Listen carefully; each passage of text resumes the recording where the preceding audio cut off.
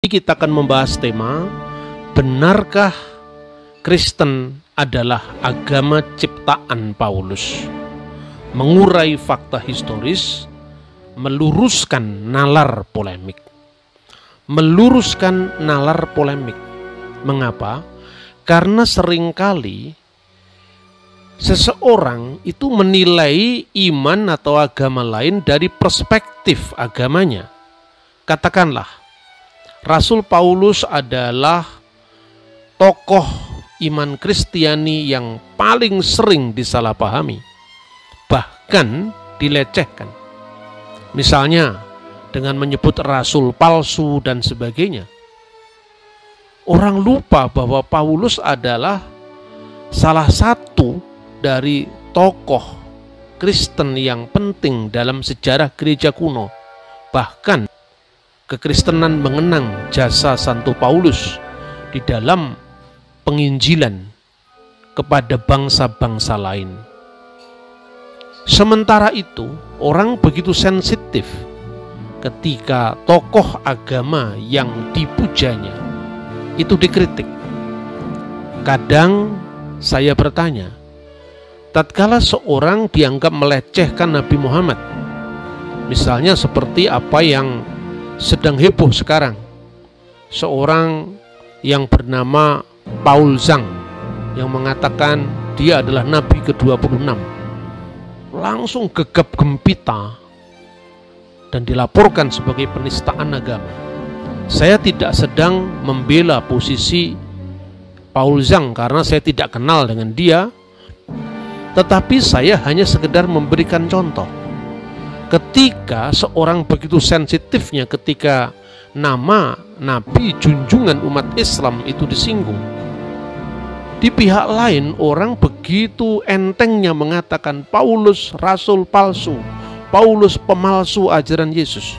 Dan biasanya pembicaraan itu tidak didasarkan atas fakta historis, melainkan hanya lebih didorong oleh nalar polemis untuk sekedar menjatuhkan agama orang lain dan memandang agama orang lain dari perspektifnya. Nah, ini saudara-saudara yang harus dihindari. Tetapi baiklah, apa sih yang dipersoalkan tentang Paulus dan kenapa sering dipertentangkan dengan ajaran Yesus Kristus? Orang biasanya mempertentangkan antara ucapan-ucapan Paulus dan sabda-sabda Yesus. Padahal kitab suci yang dikutipnya ya Alkitab juga.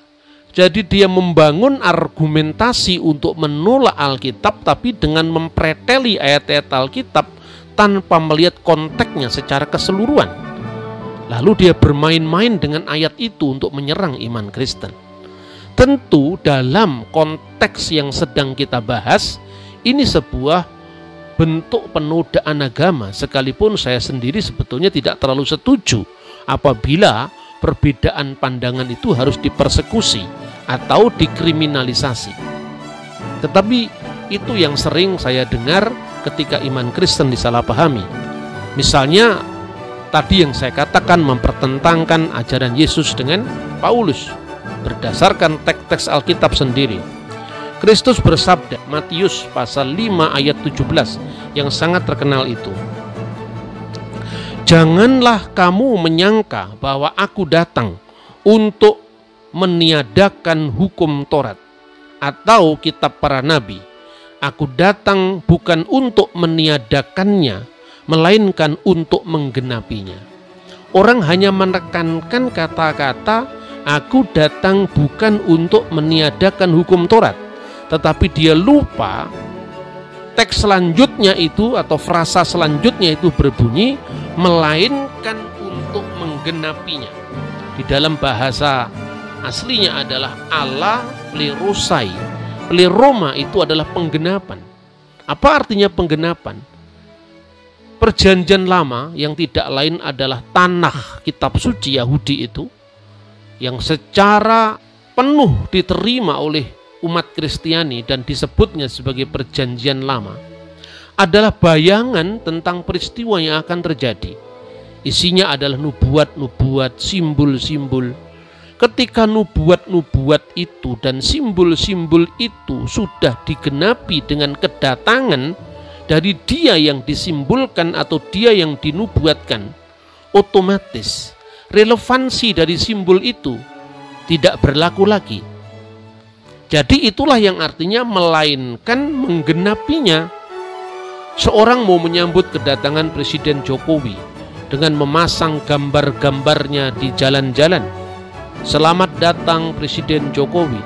Tapi ketika Presiden Jokowi sudah datang, tentu orang tidak lagi melihat gambarnya, tapi melihat hakikatnya langsung. Orangnya yang datang, sosoknya yang telah tiba, lalu disambutnya. Inilah makna daripada menggenapi. Dan kalau itu yang dipersoalkan, sesungguhnya Paulus juga mengatakan hal yang sama. Misalnya kita sebut di dalam Roma pasal 3 ayat 31. Jika demikian, adakah kami membatalkan hukum Taurat karena iman? Sama sekali tidak, melainkan kami meneguhkannya. Nah, saudara-saudara yang terkasih, ayat lain lagi misalnya, Paulus berkata di dalam suratnya, dia mengatakan bahwa Kristus itu adalah kegenapan hukum Taurat. Telos garnomos. Ungkapan telos garnomos itu paralel dengan sabda Yesus, melainkan untuk menggenapinya. Jadi Kristus adalah kegenapan hukum Taurat. Yesus mengatakan bahwa karena aku berkata kepadamu, sesungguhnya selama belum lenyap langit dan bumi ini, satu iota atau satu titik pun tidak akan dibatalkan sebelum semuanya terjadi. Nah, kedatangan Kristus itu adalah menggenapi semua nubuat-nubuatan dalam kitab Taurat. Paulus bukan satu-satunya dari tokoh dari kekristenan. Kalau kita lihat ya, Paulus adalah orang yang memang dipanggil Kristus secara langsung. Sebagai contoh bagaimana Kristus itu berkuasa ketika dia sudah dibangkitkan dari antara orang mati untuk memperlengkapi murid-muridnya yang dari kalangan Yahudi. Dan Paulus juga dari kalangan Yahudi, tetapi dia lebih siap dengan situasi di mana Injil harus dibawa ke kalangan masyarakat yang bukan Yahudi. Makanya Injil harus disampaikan kepada orang-orang Goyim. Karena keselamatan itu tidak hanya bisa dibatasi dari konteks keyahudian. Dan banyak orang pada abad pertama itu tidak memahami jalan pikiran yang dilakukan Paulus. Justru Petrus yang memahami itu. Di dalam suratnya 2 Petrus pasal 3:16 dia mengatakan, hal itu dibuatnya dalam semua suratnya apabila ia berbicara tentang perkara-perkara ini. Dalam surat-suratnya itu ada hal-hal yang sukar dipahami, sehingga orang-orang yang tidak memahaminya dan yang tidak teguh imannya memutarbalikkannya menjadi kebinasaan mereka sendiri, sama seperti yang juga mereka buat dengan tulisan-tulisan yang lain. Jadi tidak pernah ada konflik antara rasul-rasul Kristus yang 12 itu dengan Rasul Paulus. Nah, tetapi saudara-saudara, latar belakang di kalangan Kristen sendiri memang harus diakui bahwa di abad yang lalu itu ada teolog-teolog kita yang dari kalangan Protestan maksudnya, yang sesungguhnya menyalahpahami ajaran rasuli. Dan ini muncul sebagai resiko dari kebebasan berpikir yang mungkin tidak dijumpai dalam agama lain. Jadi begitu liberalnya orang Kristen berpikir, tetapi mereka tetap Kristen. Meskipun pandangannya sangat liberal untuk ukuran orang-orang yang tidak menerimanya. Nah, itulah yang dikenal sebagai mazhab Tübingen. Mazhab Tübingen itu pernah membuat semacam pertentangan antara kekristenan yang dibawa oleh Petrus yang disebutkan sebagai Petrine Christianity dengan kekristenan yang dibawa Paulus. Nah, itu kira-kira yang bisa dilacak dari konteks sejarahnya di kalangan Kristen. Mazhab Tübingen itu terutama diperkenalkan dikenalkan oleh seorang yang bernama Ferdinand Baur. Dia meninggal tahun 1860 ya. Ketika kira-kira antara tahun 1824 sampai 1825, itu zamannya Pangeran Diponegoro. Dia menulis Paulus de Apostel Jesu Christi.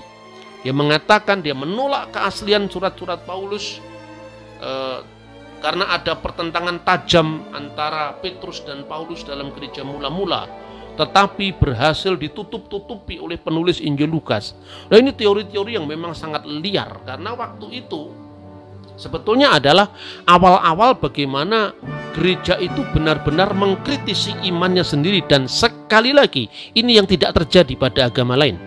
Karena itu salah apabila kita mengutip mazhab Tübingen, mengutip kalangan Kristen untuk justru menyerang iman Kristen. Karena teologi itu kan berkembang secara sangat dinamis ya. Nah, oleh karena itu mazhab Tübingen ini tidak pernah artinya harus dikutuk-kutuk atau dipolemikan, tapi sekarang ini orang Kristen menganggap itu sebagai dinamika dalam pemikiran. Sekalipun tentu saya misalnya sebagai seorang yang sangat menekankan tradisi apostolik, menekankan ajaran Kristus yang bersinambung dari Kristus, rasul-rasulnya, murid-murid dari rasulnya yang dikenal dengan apostolic fathers, tentu menolak pandangan seperti ini. Tetapi kita tidak dalam posisi untuk mengutuk, karena kebebasan berpikir itu sudah terbiasa di kalangan Kristiani. Nah, saudara-saudara, apa dibalik behind the Tübingen School itu sebetulnya? Ini yang harus disampaikan dengan terus terang ya. Waktu itu para teolog non-Katolik itu memiliki mentalitas asal beda dengan Katolik. Pada saat itu ada kecenderungan dari kalangan teolog-teolog non-Katolik itu untuk menyangkal Petrus ke Roma. Jadi catatan historis Petrus ke Roma itu yang sebetulnya itu jelas-jelas termaktub dalam dokumen kuno manapun juga pada abad kedua, akhir abad pertama, abad ketiga. Hanya tujuannya itu untuk menyangkal sifat apostolik dari gereja Roma. Itu sebetulnya behind the Tübingen School, salah satunya ya, tidak sepenuhnya. Ini saya sampaikan karena untuk melacak itu. Nah, kisah kehidupan para rasul dan murid-muridnya itu dipelihara di gereja kuno, tidak sekedar apa yang tercatat secara eksplisit dalam Alkitab, tapi juga dilestarikan dalam liturgi gereja, catatan-catatan Sinaksarion. Tapi tentu ini tidak disamakan dengan tradisi atau adat istiadat nenek moyang seperti yang dituduhkan mereka-mereka yang misalnya anti Katolik atau anti gereja kuno seperti gereja Ortodok misalnya. Bukan itu. Nah, kemudian ketika mereka menganggap bahwa semuanya itu adalah made in Katolik, pada tahun 1873 itu ditemukan salah satu dokumen dari karya-karya Bapak Apostolik itu, antara lain Didache. Dan Didache ini semacam adalah buku katekisasi terkuno di gereja yang ditulis ketika Rasul Yohanes masih hidup, berkarya di Efesus. Nah, kitab Didache itu ditemukan dan ini yang digolongkan sebagai Apostolic Fathers. Tidak lama kemudian juga surat-surat Ignatius dibaca lebih luas lagi, karya-karya Clement dari Roma, dan banyak sekali tulisan murid-murid para rasul kemudian dikenal di kalangan orang-orang Kristen di Eropa. Lalu apa yang terjadi? Pertama-tama banyak teolog yang non-Katolik itu menuduh bahwa tidaklah mungkin bahwa di masa penganiayaan seperti itu akan muncul buku-buku yang ditulis oleh muridnya para rasul.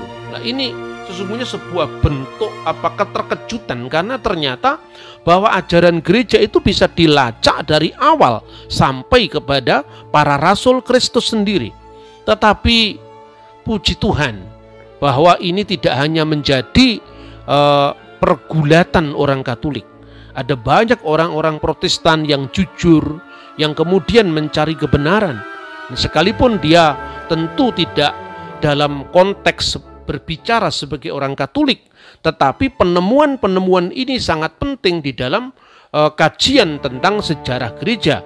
Maka J.B. Lightfoot, seorang penulis dari gereja Protestan, seorang teolog dari gereja Protestan, kemudian menerbitkannya di dalam bukunya Apostolic Fathers.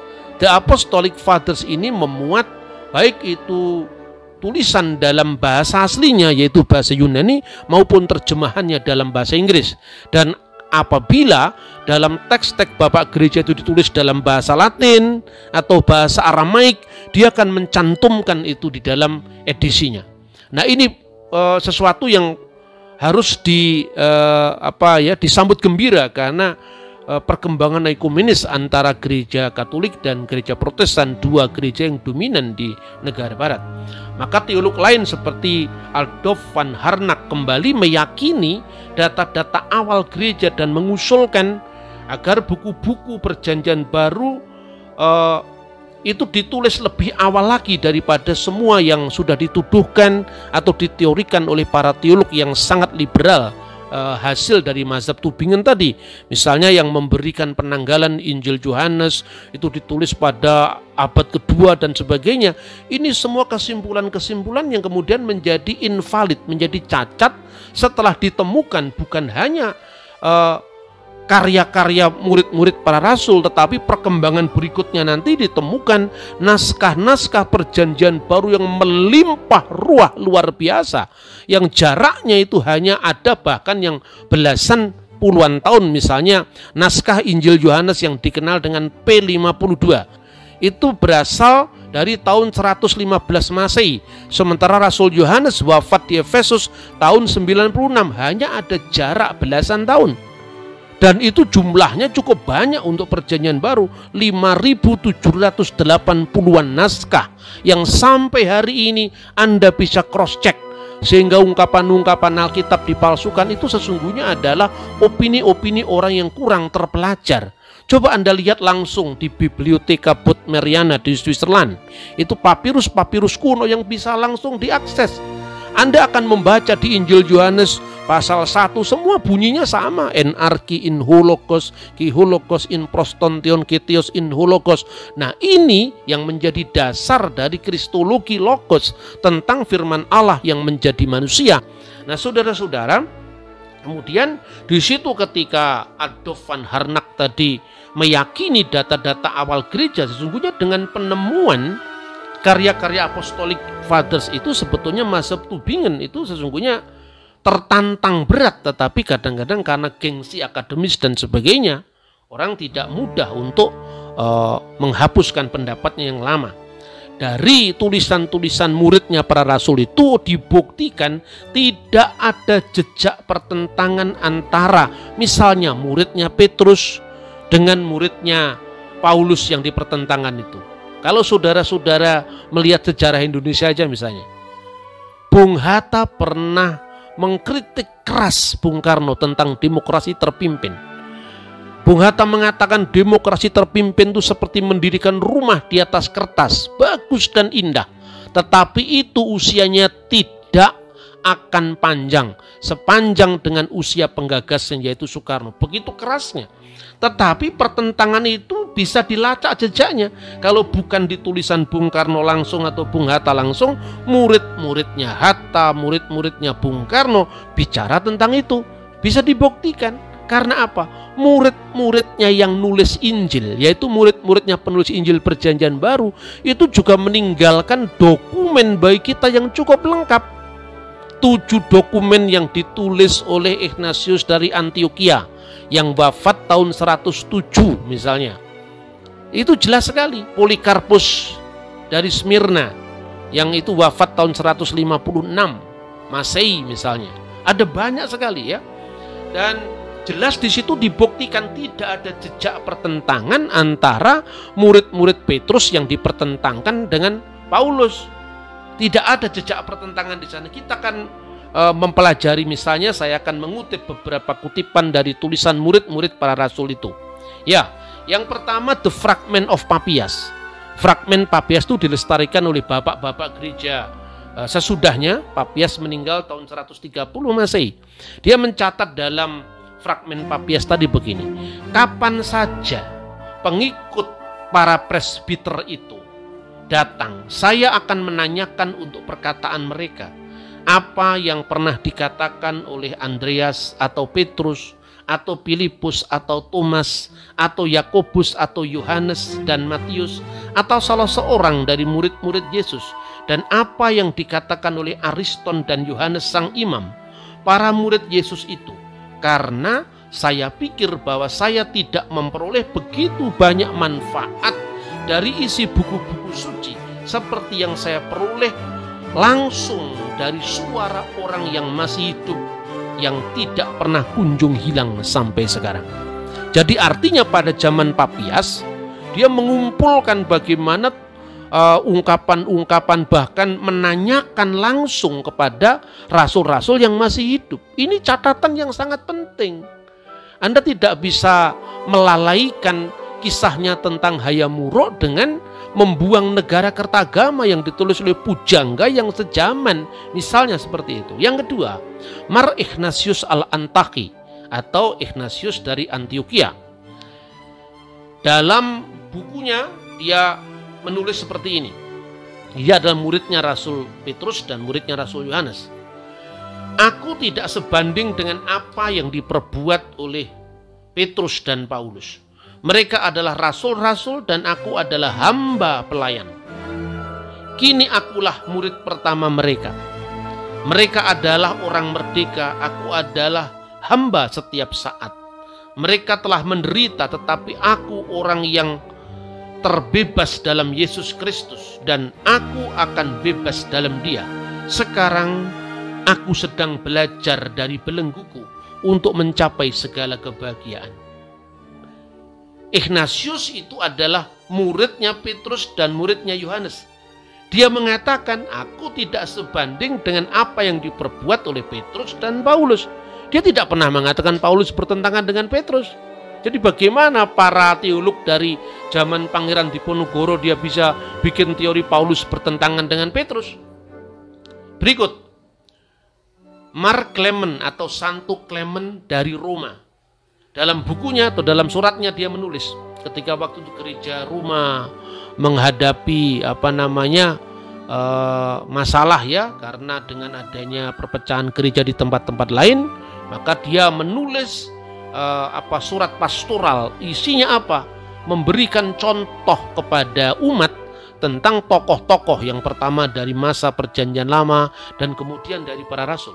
Dan ketika dia memberi contoh tentang masa perjanjian baru, dia mengatakan, menghadapi iri hati dan perselisihan, Paulus telah memberikan contoh yang telah ditunjukkan olehnya dengan membayar harga bagi ketaatannya. Setelah ia 7 kali diikat, dibuang ke pengasingan, dilempari batu, Paulus terus mengabarkan Injil ke timur dan ke barat sampai mencapai kemenangan yang mulia dan menjadi hadiah bagi imannya. Clement dari Roma itu adalah muridnya Petrus, muridnya Paulus. Tidak pernah ada jejak pertentangan antara Petrus dan Paulus di Roma. Kita juga bisa membaca dari Mar Polikarpus, murid Rasul Yohanes. Di kalangan teman-teman Protestan pun itu sangat populer membaca buku misalnya Voice of Martyr, di mana Polikarpus itu disuruh menyangkal Yesus, dan dia akan diberi hidup oleh penguasa Roma saat itu, dan dia berkata, 86 tahun saya mengikuti dia dan dia tidak pernah sekalipun mengecewakan saya. Dia memilih kematian ketimbang harus menyangkal Yesus. Darah para martir ini menyuburkan pertumbuhan gereja. Dia pilih mati. Tetapi kadang-kadang teman-teman dari gereja modern ini tidak meneliti iman seperti apa yang dimiliki oleh Polikarpus, secara khusus tulisannya langsung atau laporan kemartirannya yang dilakukan oleh orang sejamannya, sehingga dia pilih jalan martir, jalan syahid ketimbang harus menyangkal gurunya. Dia mengatakan begini, namun demikian belum pernah aku lihat dan aku dengar terjadi di antara kalian, di mana Paulus yang diberkati itu pernah melayani di tengah-tengah kalian, seperti yang dinyatakannya dalam permulaan suratnya. Sebab Paulus membanggakan kalian di antara semua gereja, sebagai satu-satunya yang waktu itu mengenal Allah ketika kami sendiri belum mengenalnya. Jadi sangat jelas bahwa tidak ada jejak pertentangan di gereja kuno antara Petrus dengan Paulus, lalu sekarang ini muncul lagi antara Yakobus dengan gereja-gereja non Yerusalem dan macam-macam teori-teori seperti itu. Tapi di kalangan Kristen itu sudah terbiasa. Yang tidak biasa adalah mencomot teori itu dan kemudian tanpa melihat latar belakangnya lalu disusun dalam alur polemis asal beda dengan kekristenan lalu dihantamkan kepada kekristenan. Dan itu yang sering terjadi. Tapi kadang-kadang pola-pola seperti itu merepotkan diri sendiri. Saya tidak ingin mengintervensi agama lain, tetapi saya hanya sekedar mengingatkan. Pernah ada heboh buku yang berjudul Miracle the Reference. Buku tafsir Al-Quran ini disajikan dalam bahasa Indonesia dengan referensi banyak tulisan-tulisan para ulama terdahulu. Nah, dalam buku itu hebohnya karena apa? Karena ada nama Paulus. Dalam sebuah tafsir surat Yasin, ya, sekali lagi saya tidak mengintervensi iman orang lain, tidak, tapi saya sekedar menceritakan ini pernah terjadi di kalangan hubungan lintas agama. Dalam tafsir surat Yasin ayat 13 dan 14 itu kan dikatakan, dan buatlah bagi mereka suatu perumpamaan tentang penduduk suatu negeri, ashabal qaryah, ya, penduduk suatu negeri yang ketika utusan-utusan itu datang kepada mereka, ya, idja'al hal mursalun, ketika orang-orang yang diutus itu ja'a, datang kepada mereka. Lalu ayat 14, yaitu ketika kami mengutus kepada mereka 2 orang utusan, 2 orang rasul, ya. Lalu mereka mendustakan kedua rasul itu, mendustakan keduanya. Lalu fa'asasna bisalisin, lalu kami teguhkan dengan yang ketiga. Nah, ini teksnya. Lalu di dalam banyak tafsir-tafsir Al-Quran, misalnya Ibnu Katsir dan sebagainya, itu ditafsirkan siapa orang yang diutus ke Antioquia oleh Nabi Isa itu. Ashabal Qaryah itu adalah suatu tempat yang namanya Antakiyah atau Antioquia. Lalu di dalam Miracle the Reference itu disebutkan bahwa salah seorang dari rasul itu namanya adalah Paulus. Lah ini yang kemudian heboh. Lalu Majelis Ulama Indonesia mendesak agar PT Sigma Examedia itu menarik tafsir itu karena dianggap itu tidak benar. Tafsir itu salah. Bahkan ada yang mengatakan itu merupakan titipan dari misi Kristen. Kadang-kadang saya ini berpikir, kenapa Kristen harus tertuduh? Lalu apa hubungannya Kristen menitipkan tafsirnya pada Al-Quran? Itu kan tidak ada hubungannya. Tapi ya itulah yang terjadi. Merepotkan diri sendiri ketika kita terlalu bernafsu menyerang agama lain. Nah, di dalam tafsir yang pernah heboh yang sekarang sudah ditarik di peredaran itu, ada ungkapan bahwa rasul-rasul itu yang pertama adalah Sam'un dan Yuhana, dan yang ketiga Bulis atau Paulus. Nah, ketika tuntutan kemudian untuk menarik dari peredaran itu, maka kemudian pihak dari editor atau redakturnya membela diri.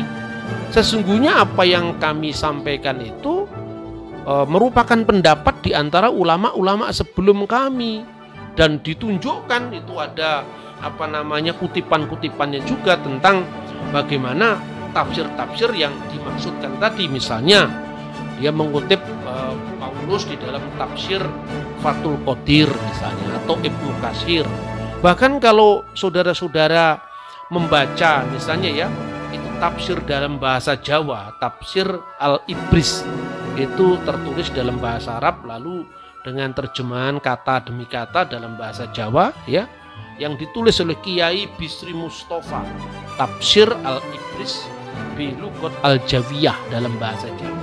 Itu jelas-jelas dikatakan, saya bacakan ini, Kanjeng Nabi Muhammad iku didhawuhi pangeran supaya paring keterangan marang ahli Mekah yen empere ahli Mekah iku kaya ahli Intukiyah, nalika kerawuhan dening utusane Nabi Isa. Mungguh kisahe mengkene Nabi Isa iku ngutus utusan loro sing aran Yahya, kang siji maneh aran Bulis itu Paulus, supaya tablik ing Intukiyah Yunani. Jadi Nabi Muhammad telah diberitahu oleh Tuhan supaya memberikan keterangan kepada penduduk Mekah bahwa penduduk Mekah itu seperti penduduk Antioquia ketika didatangi oleh para utusan dari Nabi Isa. Demikian kisahnya. Nabi Isa mengutus 2 orang utusan, satu bernama Yahya, satu bernama Paulus, supaya mereka berdakwah ke Antioquia Yunani. Nah, soal ini kontroversi apakah Paulus benar ada di situ atau tidak, itu bukan urusan saya. Tapi artinya bahwa literatur pesantren pun sebetulnya ada yang tidak bermasalah dengan Paulus. Pertanyaannya mulai kapan munculnya kontroversi tentang Paulus? Silahkan diteliti sendiri. Saudara-saudara bisa misalnya membaca tafsir Al-Qurtubi yang berbicara tentang adanya 2 Paulus, teori 2 Paulus, cocokkan dengan sejarahnya. Baca literatur abad pertama, kedua, ketiga. Jangan hanya karena ini sudah ada tafsirnya. Tafsir itu munculnya dari mana, kapan terbitnya, siapa penulisnya. Jadi saudara-saudara, sekalipun buku itu sudah ditarik dari peredaran, tapi kalau saudara-saudara membaca kitab-kitab kuning yang lazim di pesantren, buku itu juga masih ada keterangan seperti itu, ya. Salah satunya itu Qola Ibnu Juraij an Wahab bin Sulaiman an Su'eb al-Jabbai Qola kana ismu ar-rasulain al-awliyin Sam'un wa Yuhana wa ismu Salij Bulis. Nama 2 orang rasul yang pertama adalah Simon, ya, dan Yuhanna, dan ismu Salij Bulus, dan nama yang ketiga adalah Paulus. Saya sekali lagi tidak ingin mengintervensi, tetapi saya hanya mengatakan ketika banyak orang mengatakan Paulus nabi palsu, Paulus rasul palsu, apa Anda tidak ingat bagaimana ketika misalnya nama besar Nabi Muhammad SAW itu disinggung, dan itu akan menciptakan kemarahan global. Pemirsa-pemirsa yang non-Kristiani, cobalah meninggang rasa kalau hal itu sangat menyakitkan hatimu ketika junjungan kita, tokoh yang kita hormati itu dilecehkan. Apa para polemikus yang mengatakan agama Kristen ciptaan Paulus tanpa cross check bukti-bukti sejarahnya, itu juga tidak melukai hati saudara-saudaramu. Janganlah berbuat sesuatu yang Anda tidak suka terjadi atas dirimu terhadap orang lain juga. Kita ini sesama saudara sebagai umat manusia ciptaan Tuhan di muka bumi. Kiranya Tuhan memberkati kita. Shalom Aleichem Bishem.